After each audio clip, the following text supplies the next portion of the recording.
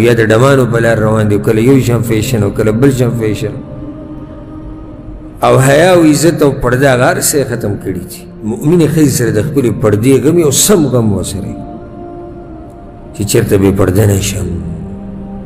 الله دې زنانو له ډېر اوچت مقام ورکوي. بیا ګوره ډېر اوچت مقام دور د دې خلکو تربیت په صبر باندې وکړي چې صبر یې زده کوي، او جنت ګوره د ټولو نه درون او اوچت نعمت دی، نو د دې دپاره به لږه سخته تېروئ. پیغمبر صلی الله علیه وسلم دا تربیت ورکوي.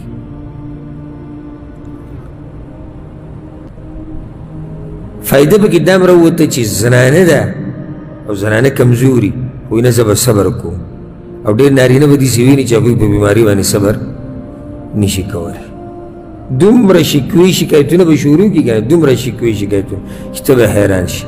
نه صبر کې، صبر به کې په بیمارۍ کې. او لویه فایده دې دا راووته چې مؤمنه ښځه هغه ده چې د هغې سره د څه غم وي؟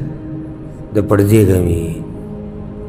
مؤمنه ښځه هغه ده چې د هغې سره د پردې غم وي.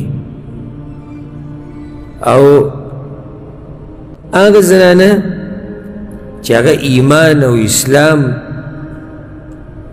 د دې خبرو نه لري، هغه د پردې اهتمام نه کوي.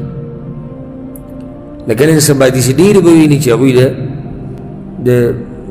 د کافرانو په لار روان دي، په تقلید کې دغه لباس کې، یا د ډمانو په لار روان دي، کله یو شان فیشن او کله بل شان فیشن، او حیا او عزت او پرده هغه هر څه ختم کړي دي. مؤمنې ښځې سره د خپلې پردې غم یو سم غم ورسره چې چېرته بې پرده نه شم. الله دې زنانو له ډېر اوچت مقام ورکوي. بیا ګوره ډېر اوچت مقام دغه زنانو له الله ورکوي چې څوک ځان په پرده کې ساتي. نو دا حدیث خصوصا چې دا خویندې میندې کشرانې مشرانې ټولې واوري چې وګوره داسې وو د هغه دور مسلمانان او د هغه دور زنانه چې د هغې سره ټول غم د پردې دی. دا غم نشي چې بیماري، غم دا دی چې وایي بې پرده کېږم یا رسول الله.